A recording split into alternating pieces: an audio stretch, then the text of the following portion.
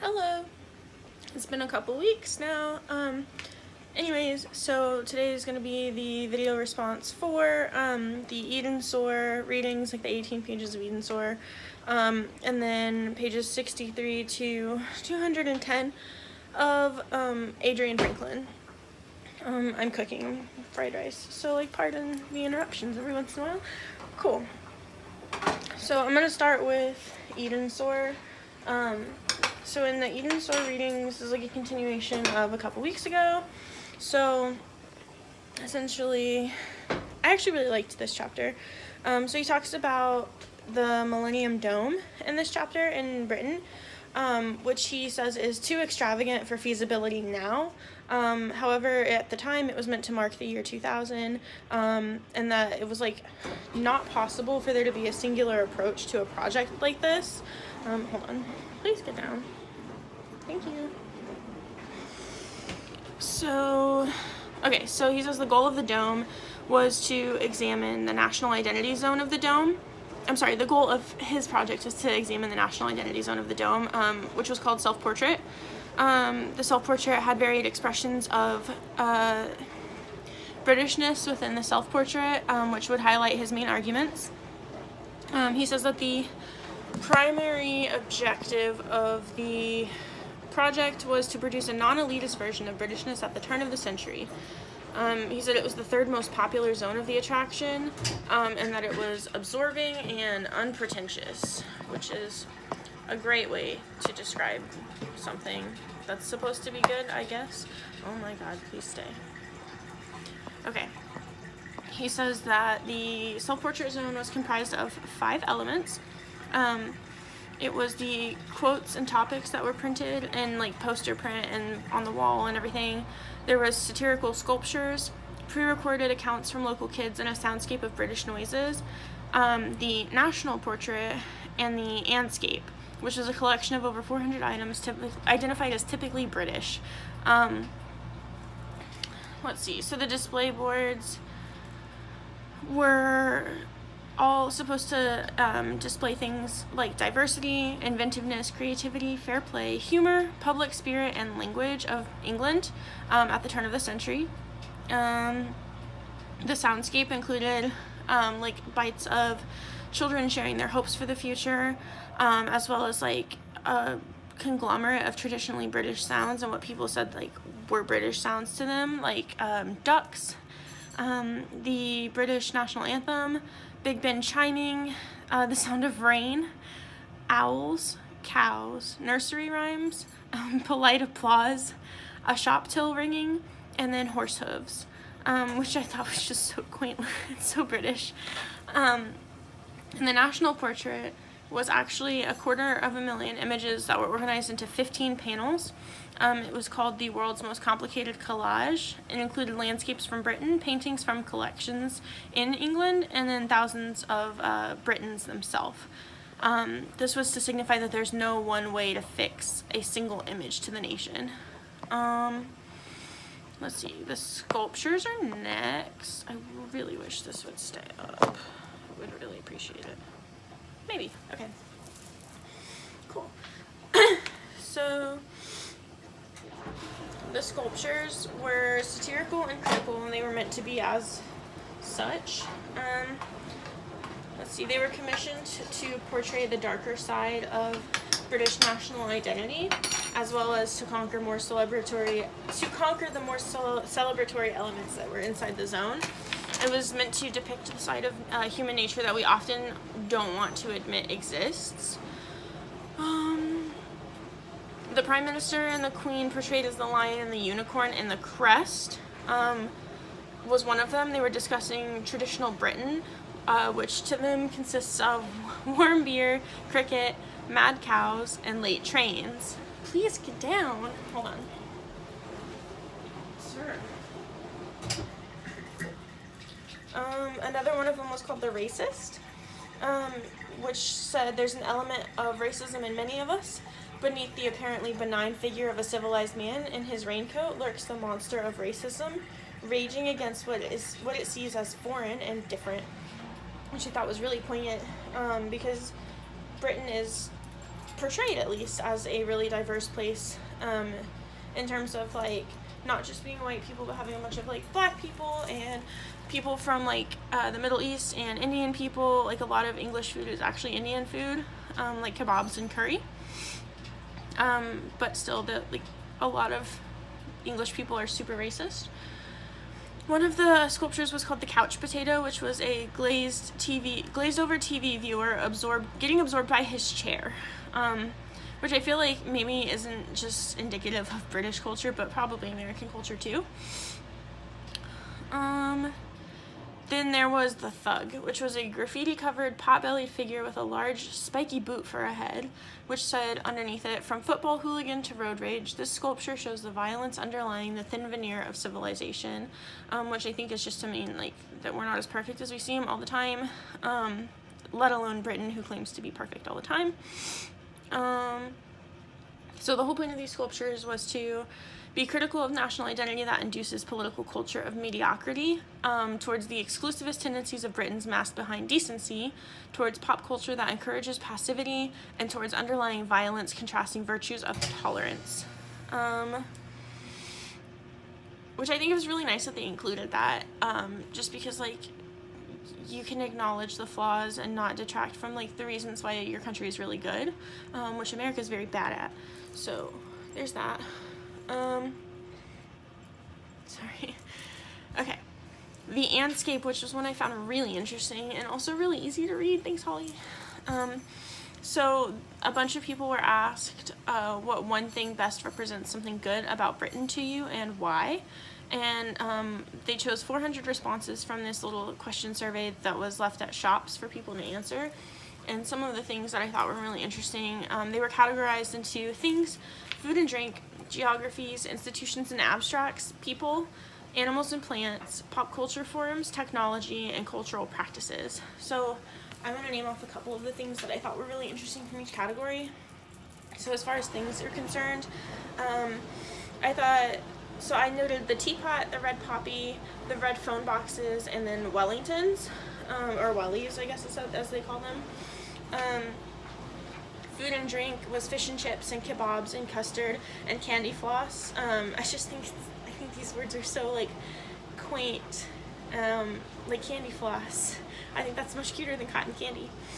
And then the geographies, they said the Garden Shed, War Memorials, Scotland Yard, and Big Ben, which to me, besides the Garden Shed and maybe the War Memorials, the Scotland Yard and Big Ben really indicate, like, a particular area of Britain, because those are, like, staples of the country. As far as institutions and abstracts, you have the Royal Family, Greenpeace, Weather, the Royal Ballet. People included Oasis, the Beatles, Michael Caine, and really interestingly, a mixed race couple. Animals and plants were seashells, Nessie, a border collie, and gray squirrels. I'm surprised the corgi wasn't on there since the Queen has 2 of them. Pop culture forms included Robin Hood, Winnie the Pooh, Mr. Bean, and the Sun. Which I think is funny because the Sun is, like, not even really a distinguished, like, newspaper. Like, most British people also talk trash about it. Cultural practices included the rugby league, orderly queuing, Sunday morning football, and driving on the left. And then technology was hovercraft, the Dyson vacuum cleaner, and the Mini Cooper. I just think it's really interesting, these kind of things that, like, people associate with their own country as, like, being the great things about their country.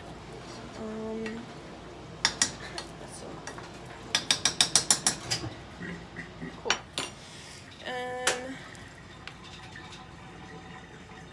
So he says that national identity is located and experienced at a domestic level too. It's enacted in homely settings as well as ceremonial sites, such as things like the Garden Shed. One person had said, like, their sun was one thing about Britain that was good to them. But these kind of things bring together common sense and actions, everyday spaces, iconic and mundane objects, and local diversities.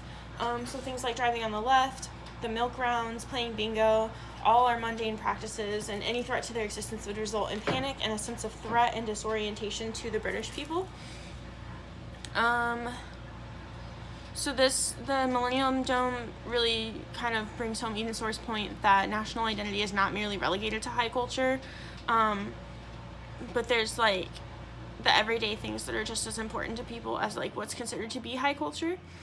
He also says that there's an intertextuality of national identity, so a lot of the things that were mentioned were highly interlinked at times, such as like the garden, the wellies, the lawnmowers, apples, plants, and flowers. There's a flexibility of like the things that you link to the country. So basically he's saying like the traditional is not dead, but it doesn't have as much power as it used to have. He also said that global flows foster conditions for the rearticulation of national identity among more inclusive lines and render impossible fantasies of cultural purity. So it's like not possible to have like one pure culture because of the way that we make meaning of our own things in the everyday and the mundane, as Eden Sore says in the entire of his book. So that's Eden Sore. Cool. Let's dive into Franklin. Okay. Franklin says that tourist space is frequently characterized by universal interest in knowledge, art, or history. So tourism is more than just local relevant content, and this thesis may help us to avoid the theory that tourists are only attracted to the unusual and different. He says tourism describes the nomadic manner in which we all attempt to make sense of modernity and enjoy it from the varied positions that we hold. And so he says that less often do we need to travel to the different, it might come to us instead. Let me read this. Okay. He says multicultural sites such as the metropolis are one place where the different might come to us because so many people flock to the city at all times. Television brings culture of various places as well. He specifically talks about shows like Dallas, which were meant to bring to life the city of Dallas, Texas, however convoluted. Also reality shows, which produce like certain locations. So you have like Real Housewives of Orange County, you have like Keeping Up with the Kardashians, and so you have like a TV ideal of LA. Here Franklin kind of delves into like more of Eden Sore's territory, where he talks about tourism in the everyday. He says,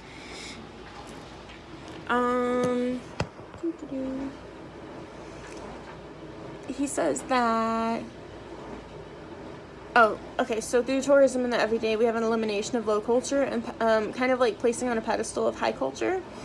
So like that goes away. And then tourism of the everyday also somehow becomes mantled with aesthetic appeal.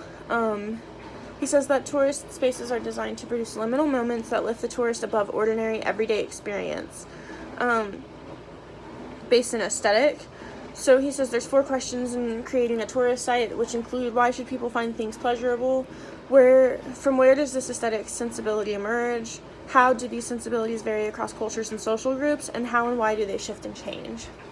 From here he goes into the process of aestheticization, which is linked to postmodernity. He says that taste is relative and never absolute, which is why the emergence of museums, collecting, and clothing recirculation all came about. He says, so high culture gave us nationalistic tourisms, while the collapse of the distinction between high and low culture paved the way for massive expansion of objects that are said to have aesthetic appeal. When he says that taste is relative and never absolute, he kind of talks about there are people who are recycling clothing from the 80s, whether when you talk to people from the 80s, in actuality they think that 80s clothes is ugly, which is kind of how I feel about the 90s trend that's coming back. Kind of one man's trash is another man's treasure is kind of what I thought about when I was reading this. Let's see. He says tourism is something of a skill that can be learned through trial and error. You can learn how to be a tourist. You can learn through your motions of tourism. Okay, then he cites Rojek, who says that he does not like the snobbery of elite travelers turning their nose at tourists, and he believes that objects of tourist curiosity are perfectly consistent with the desire to learn and extend knowledge, even if it's something that's really kitschy and cheesy. Okay, so next he talks about mobilities. So he talks about mobilities in terms of how tourism might have come about and the way that it's changed with the shift in modernity. So mobilities, one, includes old people who are like refusing to leave the space that they've been in, where they're like staying in the town they were born in like their whole life. Then you have the mode of transport being like bicycles, and then you get to like the definition of like a capitalist like society is you have some people who have luxury cars and can afford to take expensive trips with their family every once in a while, to mobilities 2, which comes with the train and then multi-car houses becoming really common, and then you have speed rails, which make it really easy to travel to places and become a tourist. He does talk about a lot of definitions of tourism include staying away, like in a place that's not familiar, and away from home for at least one night, which he says is hotel clients, not tourists. But he also says that with mobilities 2, the distinction between work and home and the tourist world became blurry, because you might be home for a holiday, like college students might be at home for the holiday, but that's not their home anymore. Or even if you're just like, you've moved on and you live in your own house with your wife and your family or whatever, and you go home, that home might be different from the home that you consider to be your actual home. In addition to that, you might travel for work, which some people see as a trip and some people don't. My mom's one of the latter. She doesn't see that as a trip. She just got back from Scotland, and she travels a lot, but she doesn't see it as a trip. She sees it just as work. Next after this, he says, oh my god, Bauman says that we are all on the move. Tourism is the only acceptable human form of restlessness. And then he says that tourism is consumed by the senses. So most scholars, i.e. Uri, say that tourism is dominantly visual. And then you have scholars, Uri and McNaughton, who note that visitors to natural areas are themselves the objects of surveillance and control by the rules of conduct and routing. But more importantly, perhaps, we can see how tourists and visitors are confined to a visual experience, often to visual sights, experiences that have been selected, framed, and interpreted, while others are bracketed off, obscured, or protected. And that the reduction of nature to visual representations and an increasingly ocular mode of sensing it directly in countryside leisures describes perfectly the manner by which people experience it as tourists. So this part was really important, I think, because for Megan's class, I'm going to use our tour to the Botanic Gardens to discuss the way that we use our bodies in nature and the way that, like, we have certain rules and, like, expectations of how to contain our bodies in nature. But he does say that the importance of visual has declined in favor of a more embodied experience and activity. So ziplining on Fremont Street kind of came to mind for me as, like, we want to really be a part of it. We don't want to just, like see it. We want to do it. And he talks about food and drink tourism. So I thought about, like, he mentioned wine tours, so I think about, like, Grapevine is a really big place for wine tours. They have, like, a train wine tour, they have a vineyard tour, all sorts of things. People frequently visit breweries. Hold on, please.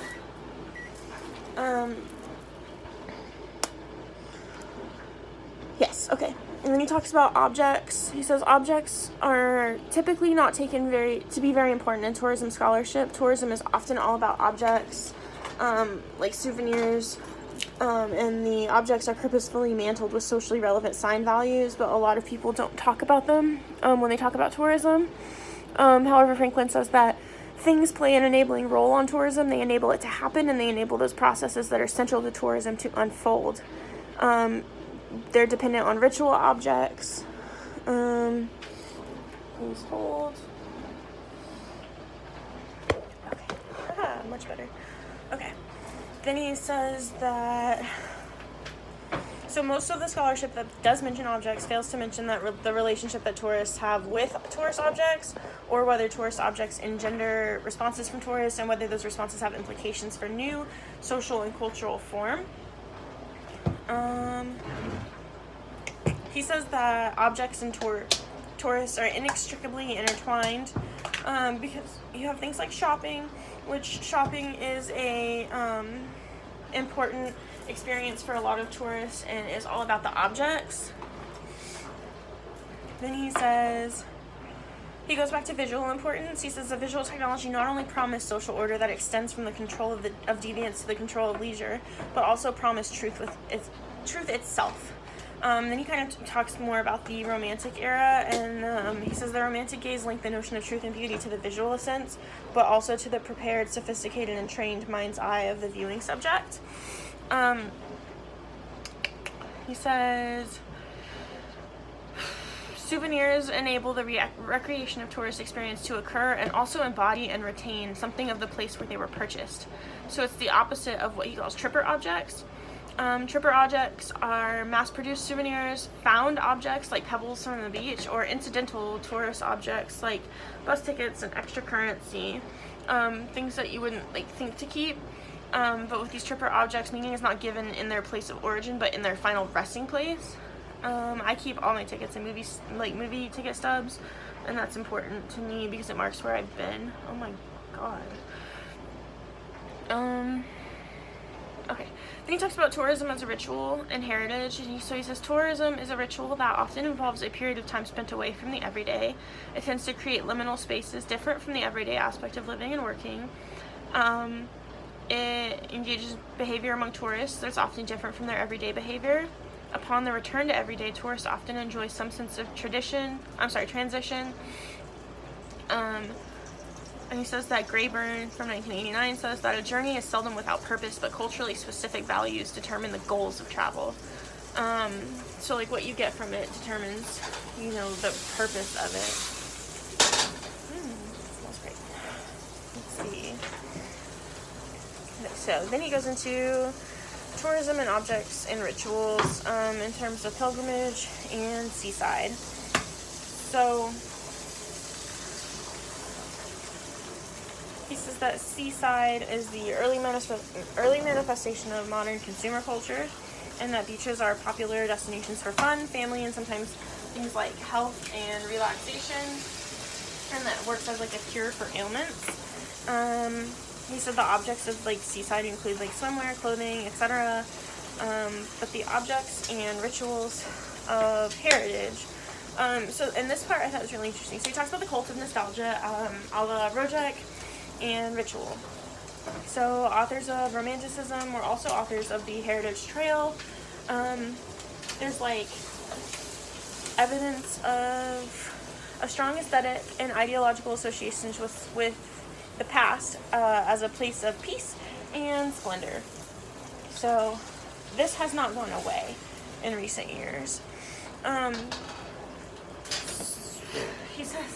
He says Romanticism accidentally spawned compulsive consumerism. So we're consuming things produced by developing the skill of longing. Romantics actually hated consumerism, it's ironic that consumerism kind of stemmed from them.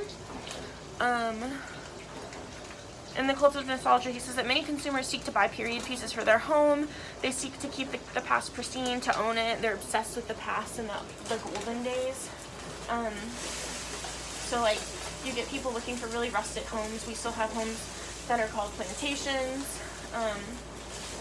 The past doesn't ever really leave, which I thought was really interesting.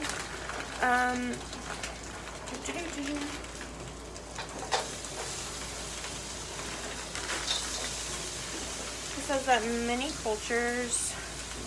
organizations from the 1960s and before tried to often bridge high culture and pop culture. And then he talks about Dadaism, the early Surrealist movement, and early Expressionism. They often moved to popularize art and design to enrich the lives of all and not just the few who could afford it. This is how art became reproducible and also more producible by common people, which is how we kind of got techno music. Youth cultures fighting against the rigid fashion industry kind of started this. And he says nostalgic obsessiveness blocks out the present and the ability to project into a future. A fear for a past being destroyed, becoming a fear of the past destroying the future, which he cites Krang here. Which I think is really interesting because we're both afraid to lose the past, but also there's this fear we're going to repeat the past, which is a bad thing, but we love the past, so why is it a bad thing, So towards the end of this, he actually gives some praise to Uri, which I thought was really interesting because a lot of the people we've read talking about Uri, and even sometimes Franklin, are kind of like shitting on him. But he talks about how Uri finds authenticity in the everyday to be different, but that's kind of where his take on authenticity stops, because he talks about how it's okay that some tourists find joy in the fakery of obvious tourism sometimes. Then we talk about anti-modernism. Okay, so he talks about the Beatles kind of starting this, and their like rejection of what was popular and normal, and like vegetarianism, and like starting all of these things that were not already a thing. He says like anti-modernism, unlike modernism, does not need experts or to be constructed in an erratic authenticity to contrast the everyday. And so it's radical, it's anti-bureaucratic, and it's revolutionary. He says it's epitomized by the bohemianism. So I thought of like things like drugs and Woodstock, and the idea that they're meant to change the world for the better. It's supposed to be about like peace and love and hope and everything that the 60s really stands for. And it's also informed by the new environmentalism that was anti-technology and anti-science at the beginning, at least. He says tourism cannot exist. Like ultimately, his idea comes down to the fact that tourism cannot exist independently of the tourists who perform it. He says there's no one identifiable thing that is heritage. There's not one heritage, but like heritages. There's multiple and contested pasts, which we've talked about before, like who has the right to tell the story, whose past is it, and that meaning is made by the people who come to see it. So like a lot of what he talks about in this chapter is really heavily based in what we already talked about in terms of authenticity, tourism of the everyday, and then like the rejections of like modernity, and that's kind of Franklin's whole deal. Cool.